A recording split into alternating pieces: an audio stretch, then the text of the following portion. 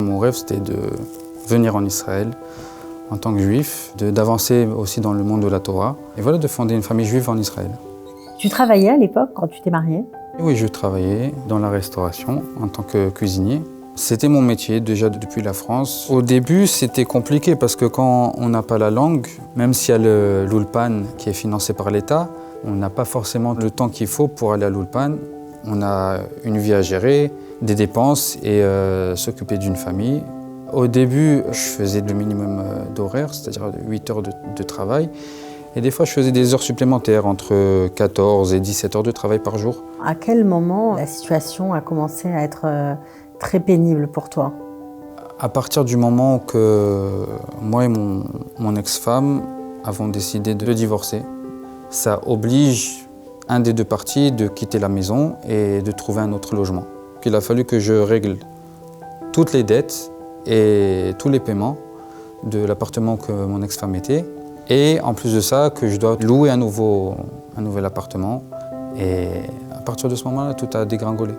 Et je me suis retrouvé à la rue, j'ai pas eu où aller. J'ai pas ma mère, j'ai pas mon père.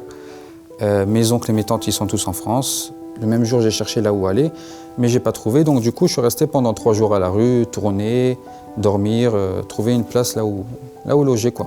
Dehors. J'avais pas les moyens de payer un hôtel. Donc je me suis retrouvé à la rue, dehors.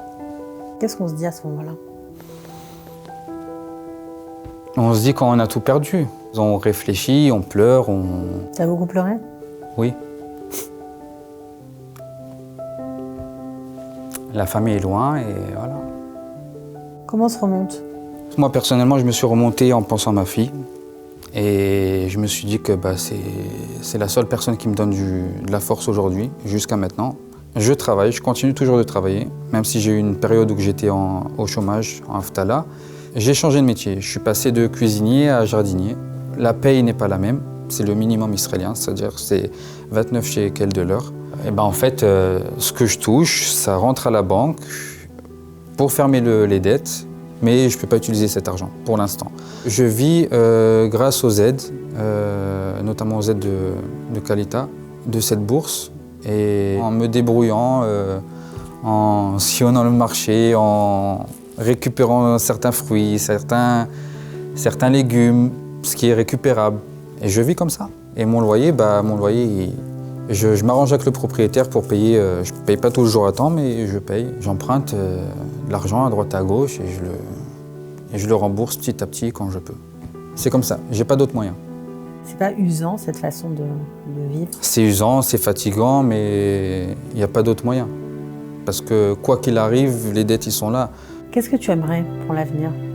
C'est de retrouver plus ou moins une vie normale, de faire grandir ma fille comme il faut, parce qu'elle a besoin de son père comme elle a besoin de sa mère, bien sûr.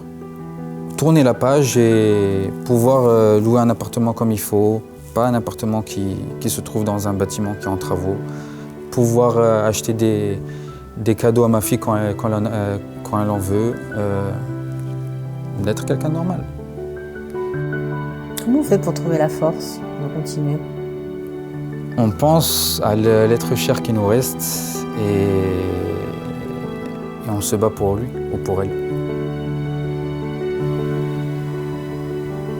C'est le seul moyen.